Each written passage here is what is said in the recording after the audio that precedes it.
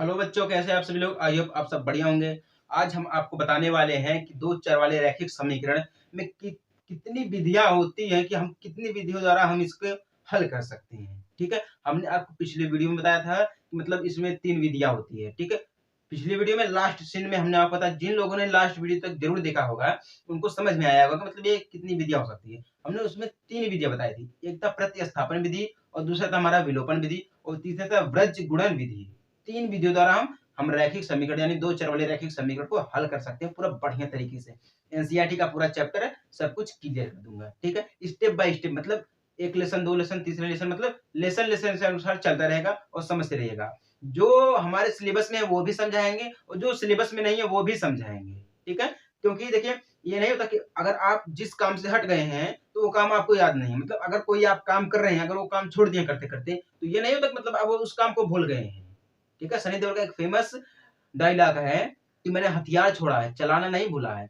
तो वही बात है कि मतलब आप जब इस लेसन को पढ़ने के लिए छोड़ दें, मतलब आपको जब हमने पोलिनोमियल बताया था तो वो हमारे सिलेबस से हट चुका है। ये नहीं है कि अगर आप जब उसको पढ़े हैं, अगर वो भले ही सिलेबस से हट चुका है, लेकिन आपको याद तो होगा ही, समझ में आया ही होगा कि मतलब इसको हम किस प्रकार से लिख सकते हैं, किस प्रकार से इसका हम मान निकाल सकते हैं। तो वही चीज है प्रतिस्थापन विधि। हमने आपको बताया था प्रतिस्थापन का मतलब था किसी भी चर को हम एक समीकरण से दूसरे समीकरण में हम इसको रख सकते हैं। प्रतिस्थापन का मतलब होता है कि किसी भी समीकरण को यानी कि किसी भी चर को प्रतिस्थापन विधि। प्रतिस्थापन विधि का मतलब होता है कि हम किसी भी चर को दूसरे चर में रख सकते हैं। जैसे मान लीजिए अगर एक्स चर को हम इसका मान हम वाई में रख सकते हैं, वाई चर का मान हम एक्स में रख सकते हैं। तो ये होता हमारा है प्रतिस्थापन विधि। मतलब हम किसी भी मान को दूसरे समीकरण में हम रख सकते हैं। एग्जाम्पल के तौर पे अगर मैं आपको समझाऊं, एग्जाम्पल में दिया है, देखिए अगर एग्जाम्पल में दिया है तो एग्जाम्पल भी देख लीजिए। दिया है 7x माइनस, ठीक है, 15y बराबर 2। ये समीकरण हमारा एक मान लीजिए। ठीक है, और दूसरा क्या दिया हमारा है x प्लस 2y बराबर 3। ये हमारा समीकरण नंबर 2 मान लीजिए। ठीक है, और जितनी भी विधियां हैं उनमें 3 स्टेप हैं। जितनी भी विधियां हैं उनमें 3 स्टेप है। उन तीनों स्टेप को हम किस प्रकार से फॉलो करेंगे वो भी देख लीजिए आप लोग। ठीक है, वो भी देख लीजिए और बेस्ट तरीके से समझिएगा। ठीक है, इसमें हम स्टेप नंबर 1 को मानेंगे। ठीक है, स्टेप नंबर 1 बराबर हम क्या करेंगे, इसमें हम क्या करेंगे, तो समीकरण जो 2 है, ठीक है, समीकरण जो हमारा इक्वेशन नंबर 2 है, ठीक है, इक्वेशन नंबर 2 को हम बीज गणित के रूप में लिखेंगे। मतलब बीज गणितीय विधि से हम इसको लगाएंगे। तो क्या इसमें है, x प्लस 2y दिया है, ठीक है, 3x plus 2y equal to 3। हम इसे लिख सकते हैं x बराबर 3 माइनस 2y। ये समीकरण नंबर 3 बन जाएगा हमारा। इसको हम लिख सकते हैं इस रूप में। ठीक है, बीज गणितीय रूप में है ये हमारा, कोई अरे रूप में नहीं है, ज्यामितीय रूप में नहीं है, बीज गणित रूप में है। इसी प्रकार से हम लिखते हैं, इसी प्रकार से हम लिख सकते हैं। कोई भी डाउट नहीं है, किसी भी बच्चे को डाउट नहीं है। ठीक है, अब देखिए हम क्या करेंगे, जो समीकरण स्टेप नंबर 2 फॉलो करेंगे। ठीक है, स्टेप नंबर 2, स्टेप नंबर 2 में क्या है कि हम देखिए क्या दिया है कि x का मान समीकरण 1 में रखने पर, मतलब अगर हमें x का मान, ये हमें x का मान मिला है, ठीक है, x का मान हम समीकरण 1 में रखेंगे, इक्वेशन 1 में रखने पर। ठीक है, समीकरण 1 में रखेंगे। तो हम जब 7, ठीक है, 7x की जगह पे हम कितना रखेंगे, 3 माइनस 2y। ठीक है, फिर माइनस 15y बराबर 2। ठीक है, इतना हो गया। अब हम क्या करेंगे, इसका गुणा हम इसमें करेंगे, फिर 7 का गुणा हम 2 में करेंगे। ये तो हमारा परंपरा है, मतलब मैथ को लगाने के लिए हमारी परंपरा है। अगर देखिए हमारे पास a का गुणा अगर हमें b में करना है, ठीक है, या मान लीजिए हमें ab का गुणा हमें cb में करना है, तो हम ab गुणे c करेंगे, फिर ab गुणे b करेंगे, या हम ab गुणे bc करेंगे। इस प्रकार से हम करते चले जाते हैं। ठीक है ना, तो अब देखिए हम क्या करेंगे, 7 त्रिका 21 कर देंगे, माइनस 7 दूनी 14y। ठीक है, 14y हो गया, फिर माइनस में हम करेंगे 15y बराबर 2। ये हो गया, इतना तो हम कर सकते हैं। अब हम क्या कर सकते हैं, समीकरण देखिए इसमें देखिए माइनस 14y और माइनस 15y, इतना दिया, माइनस माइनस हमारा प्लस हो जाएगा। जब माइनस माइनस हमारा प्लस हो जाएगा, 21 माइनस हमें कितना मिल गया, 29y, ठीक है, बराबर 2। 29y बराबर 2, इतना मिल गया।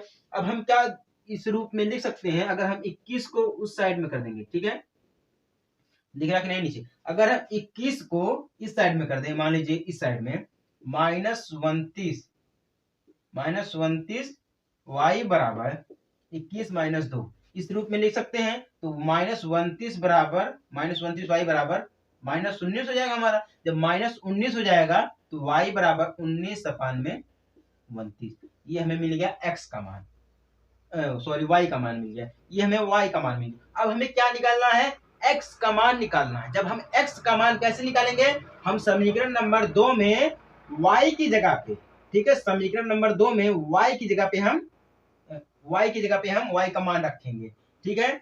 समीकरण नंबर 2 मान लीजिए यहाँ पे दिया है, ठीक है, समीकरण नंबर 2 क्या है, x प्लस, ठीक है, x बराबर में दिया मान, x बराबर 3, कहां पे दिया, यहाँ पे तीसरे में रखेंगे, ठीक है, तीसरे में रखेंगे, दूसरे में रखेंगे, तीसरे में रखेंगे। जब हम तीसरे में रखेंगे तभी हमें मिलेगा। तो 3 - 2y इतना दिया है, ठीक है। अब हम क्या करेंगे, x = 3 - 2 करेंगे, y का मान कितना दिया हमें है, 19/29, ठीक है, इतना दिया। अब हमें टोटल कितना मिल जाएगा, x बराबर 49/29, ये कंफर्म है। अगर आपको लगता है कितना नहीं आएगा तो आप लोग कमेंट में बता सकते हैं कि एक आपके लिए एग्जांपल भी, मतलब ये आपको एक वर्क भी दे रहा हूं, मैं होमवर्क दे रहा हूं कि आप इतना निकाल, इसके बराबर में हमें इतना निकाल के दिखाइए, ठीक है, इसके बराबर में हमें इतना निकाल के दिखाइए कि यह हो सकता है कि नहीं हो सकता है, ठीक है। तो हमें मिल गया x बराबर 49/29 और y बराबर, ठीक है, 19/29, ये मिल गया हमें x का मान और y का मान, दोनों का मिल गया, ठीक है। तो इस प्रकार हम पहले y का मान, पहले हम x का मान निकाल के y में रखेंगे, फिर y का मान निकाल के हम x में रखेंगे। तो ये हमारा प्रतिस्थापन विधि हो गया, यही हमारा प्रतिस्थापन विधि है। किसी भी चर को दूसरे चर में रखकर हम मान प्राप्त कर सकते हैं, ये हमारा हो गया प्रतिस्थापन विधि। कोई डाउट नहीं है किसी बच्चे को, यही हमारा मेन रूल है, ठीक है। अब हम आपको समझाने वाले हैं विलोपन विधि। विलोपन विधि का मतलब होता है विलुप्त, ठीक है। विलोपन विधि का मतलब होता है किसी भी चर को हम विलुप्त कर सकते हैं, किसी भी चर को हम विलुप्त कर सकते हैं। जब हम किसी भी चर को विलुप्त कर सकते हैं तो इसी को हम कहते हैं विलोपन विधि, ये सत्य है, ठीक है, ये सत्य है, विलोपन विधि हम इसी को कहते हैं। अब आइए हम समझते हैं कि मतलब ये एग्जाम्पल के तौर पे हम इसे विलोपन विधि किस प्रकार के, किस रूप में लिख सकते हैं, कैसे लिख सकते हैं। इसमें भी हम 3 स्टेप मानेंगे। इसमें हमारा दूसरे स्टेप में ही कंफर्म हो गया, क्लियर हो गया, लेकिन हम इसे तीसरे स्टेप में क्लियर करेंगे। विलोपन विधि में तीसरे स्टेप में क्लियर करेंगे। अब देखिए, ये जो क्लास 10 का है हमें स्टेप बाय स्टेप चलाना पड़ेगा, क्योंकि आपको जो एग्जाम 2023 में देना है, ठीक है, 2023 में आपको एग्जाम देना है, तो वो चीजें हम आपको रेडी करा देंगे, सभी बेसिक तरीके से, बिल्कुल कोई डाउट नहीं है, नो कंफ्यूजन, सब कुछ हम अपने हिसाब से करा देंगे। विलोपन विधि, विलोपन विधि, ठीक है, विलोपन विधि हमने आपको बता दिया है। अब देखिए हम क्या करते हैं इसमें, अगर एक एग्जांपल ले लेते हैं।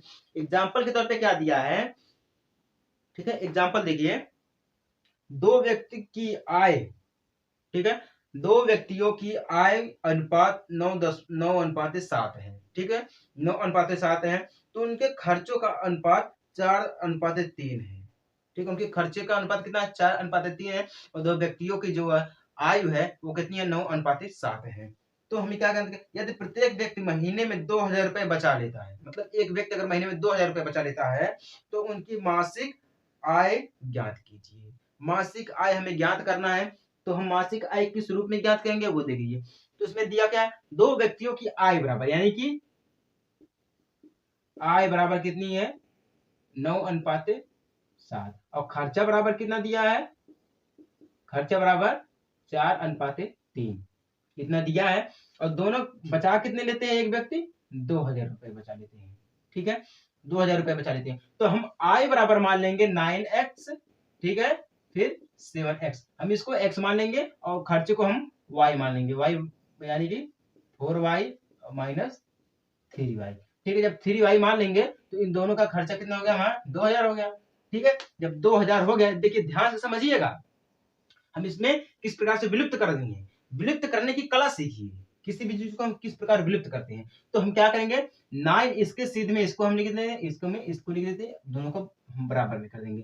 तो 9x माइनस 4y बराबर में 2000 करेंगे। ये समीकरण नंबर 1 हो गया, समीकरण 1 हो गया। फिर हम क्या करेंगे, 7x माइनस 3y बराबर 2000 करेंगे। ये समीकरण नंबर हमारा 2 हो गया। ठीक है, समीकरण नंबर 2 हो गया। पहले हम समीकरण बना देंगे। जब हमने समीकरण बना दिया, इस यहां तक तो किसी बच्चे को कोई डाउट नहीं है।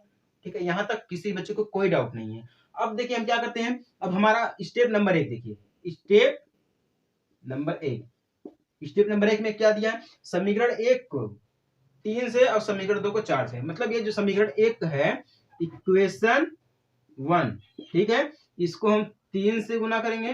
ठीक है, और इक्वेशन हमारा जो है 2 है, इसे हम 4 से गुना, ठीक है, करने पर, अब देखिए हम इक्वेशन 3 दिया, हम इसको 3 से गुना करेंगे, 2 को हम 3 से गुना करेंगे।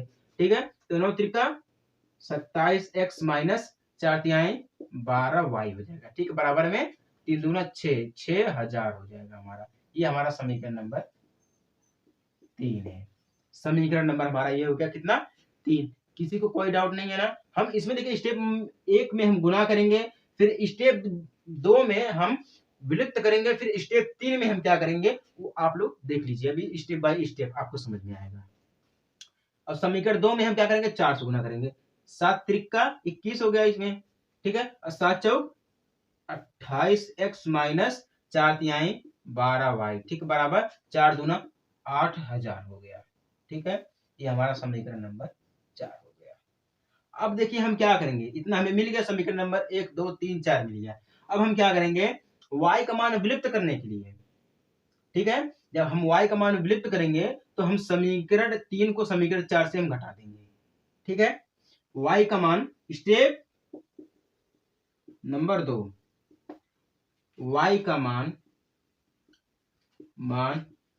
विलुप्त करने पर, ठीक है, हम इसमें से समीकरण 3 को इक्वेशन 4 से घटा देंगे।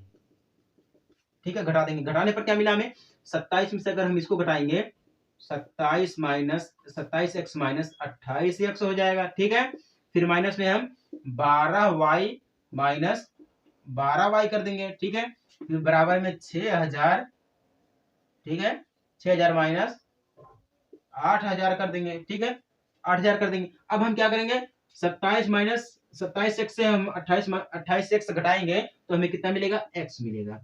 ठीक है, 12y और हम 12y को घटाएंगे तो हमें 0 मिलेगा। ठीक है, और 6000 में से 8000 को घटाएंगे हमें 2000 मिलेगा। ठीक है, 2000 मिलेगा। तो हम क्या करेंगे, x बराबर 0 को हटा देंगे, x बराबर 2000 मिल जाएगा। x बराबर 2000 मिल जाएगा कि नहीं मिलेगा। ठीक है, अब हमने क्या किया है, y को विलुप्त कर दिया। तो देखिए विलोपन का मतलब यही हो गया, हम किसी भी चर को विलुप्त कर सकते हैं। तो हमने y को विलुप्त कर दिया, हम x को भी विलुप्त कर सकते हैं। क्या है, हम x को भी विलुप्त कर सकते हैं, ऐसे नहीं है। ये कथन हमारा सत्य जा रहा है, ये कथन हमारा सत्य जा रहा है। तो देखिए यहां तक कंफर्म हो गया। अब देखिए हम क्या करेंगे, स्टेप नंबर 3 में x का मान समीकरण 1 से 1 में प्रतिस्थापित करेंगे। अगर x का मान समीकरण हम 1 में प्रतिस्थापित कर दें, x का मान इसमें, तो देखिए हमें कितना मिल जाएगा। अब देखिए यहाँ पे स्टेप नंबर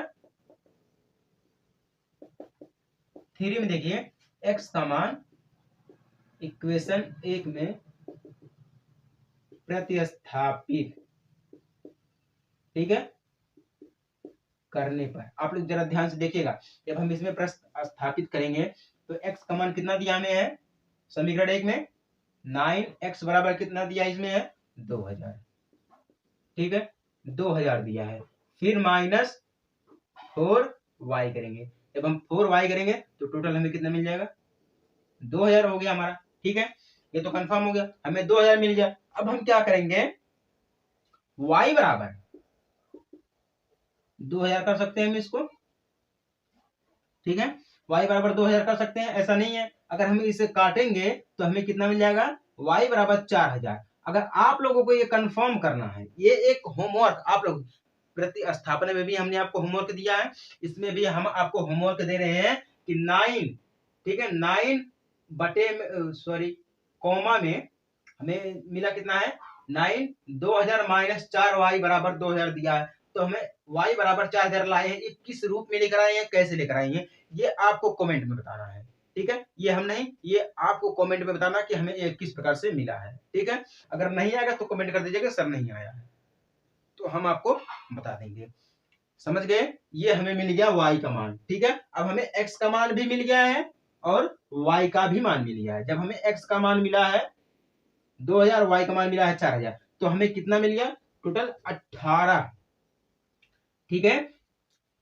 एक 18 मिल गया हमें, एक 18,000 मिल गया है, यानी देखिए x बराबर 2000, यानी कि एक मिल गया हमें 18,000, i बराबर 18,000 एक कमाता है और दूसरा कमाता है कितना 16,000, ठीक है, मासिक आय है। तो हमें कितने रूप में लिखना चाहिए 14,000, सॉरी 14,000 दिया है 14,000। तो अब हम कैसे सिद्ध करेंगे कि i बराबर 9:7 है, 9 दूनी 18 हो गया और 7 दूनी 14 हो गया, यानी कि 9:7 हो गया। ये तो कंफर्म हो। अब हम देखेंगे इसमें से हम कितना घटा देंगे 6,000 घटा देंगे, ठीक है।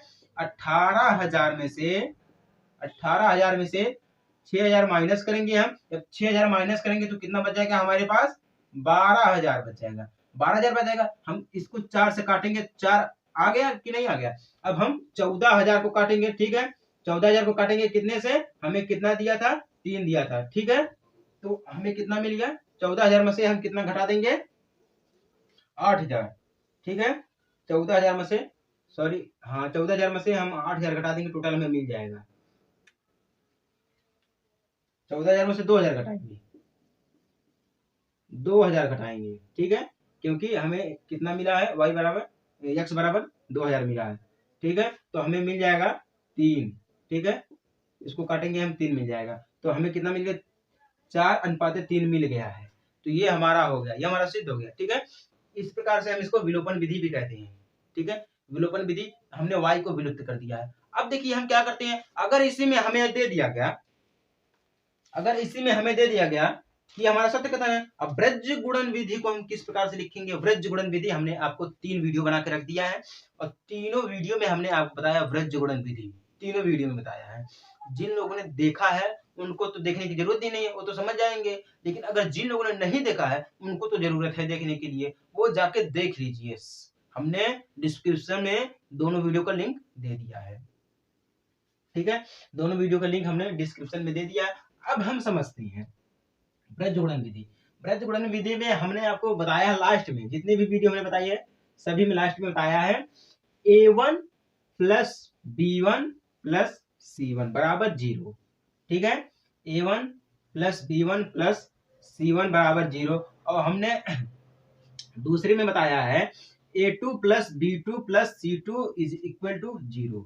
यही हमने आपको बताया है, यही हमारा है मेन है, ठीक है, यही हमारा मेन है। इसमें हम जानेंगे प्रतिच्छेदित रेखा के बारे में समझेंगे और संपाती रेखा के बारे में समझेंगे, फिर समांतर रेखा। यही रेखा जो है ब्रज गुणन विधि में आती है, हमने आपको पिछले वीडियो में बताया है, आप लोग जाकर देख लीजिए। और याद रखिएगा हमने 2 क्वेश्चन भी कराए हैं प्रश्नावली 3-1 का, 2 क्वेश्चन है, बहुत ही बेस्ट है, जबरदस्त, आप लोग जाके देख लीजिए, बिल्कुल बेसिक तरीके से है, ठीक है। इसमें हमने क्या बताया था ब्रज गुणन विधि में, ठीक है, ब्रज गुणन, इसमें क्या हमारा है a1 plus b1 plus c1 is equal to 0, a2 plus b2 plus c2 बराबर 0। ये हमारा समीकरण 1 मान लीजिए, हमारा समीकरण 2 मान लीजिए, ठीक है। अब हम क्या करेंगे, इसमें देखिए हमारा एक नियम बनता है, ठीक है, हमने आपको बताया था कि प्रतिच्छेदित रेखा कब होती है, प्रतिच्छेदित रेखा होती है a1 upon a2 not is equal to b1 upon b2, ये प्रतिच्छेदित रेखा हो गई। समांतर रेखा कब होती है हमारा a1 upon a2 is equal to, ठीक है, is equal to b1 upon b2 not is equal to c1 upon c2, ठीक है। और हमारा संपाती रेखा कब होती है, संपाती रेखा का मतलब होता है a1 अपान में a2 is equal to b1 अपान में b2 is equal to c1 अपान में c2। ये हमारा संपाती हो गया, ठीक है, संपाती हो गया, ये हमारा समांतर हो गया,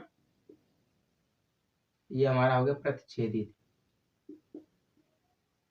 प्रतिच्छेदित, ये इस प्रकार से होता है। तो यही सब दिया है ब्रजगुणन विधि में, यही सब मेन है। तो इसमें हमें देखिए हमें मिलता है, ठीक है, अगर हमें इसमें फॉर्मूला भी देख लीजिए, इसमें दिया है x अपान में, ठीक है, x अपान में b1 अपान c1, ठीक है, b1 अपान c2 माइनस b2 अपान में c1, ठीक है, ये हमें दिया है, x में दिया है, और इक्वल टू में क्या कर देंगे हम, फिर हम y का लिखेंगे, y का लिखने का मतलब है हम c1 a1 c1 a2 c1 a2 minus c2 a1, फिर हमें तो x y दिया है और z चर दिया नहीं, तो हम क्या करेंगे 1 कर देंगे, ठीक है। 1 में क्या दिया हमारे पास a1 b2 minus a2 b1, ये हमारा फॉर्मूला है। कैसे फॉर्मूला है, कैसे हम सिद्ध करेंगे, देखिए x अगर हम इस प्रकार से एक क्या बनाते हैं, ग्राफ बनाते हैं, ठीक है,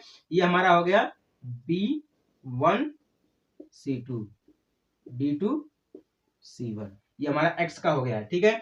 अब हमें y का निकालना है, तो y के लिए भी हम इसी प्रकार बनाएंगे c1 a2 c2 a1, या हम ऐसे c2 a1, फिर हम एक के लिए भी उसी प्रकार ग्राफ बनाएंगे a1 b2 b1 a2, ठीक है, ये कंफर्म हो गया, ये हमारा इस प्रकार से ग्राफ बनेगा, ये फिगर है, सब कुछ इसमें सिद्ध कर दिया गया है, ठीक है। अगर कुछ भी डाउट हो तो आप पिछली वीडियो उठा के देख लीजिए, उसमें भी और इसमें भी आपको कोई भी डाउट नहीं मिलेगी, ठीक है। अब हम आपको बताने वाले, यहीं पे हमारा क्या हो जाता है, चैप्टर ये हमारा खत्म हो जाता है 3, यानी कि पेयर ऑफ लाइनर इक्वेशन, ठीक है, liner equation and two variable, ये जो चैप्टर है ये हमारा यहाँ पे क्या हो गया, खत्म हो गया, ठीक है। अब खत्म हो गया, अब हम आपको क्या करेंगे, प्रश्नावली बता देंगे, 2-3 प्रश्नावली बता देंगे। प्रश्नावली में जो इंपॉर्टेंट क्वेश्चन है वो हम आपको समझा देंगे, मतलब किस प्रकार से लगते हैं। उसके बाद हम शुरू करने वाले हैं चैप्टर नंबर 4, जिसका नाम है द्विघात समीकरण, यानी कि क्वाड्रेटिक इक्वेशन, उसके बारे में हम आपको बताएंगे अगले वीडियो में। तब तक के लिए जय हिंद, वंदे मातरम।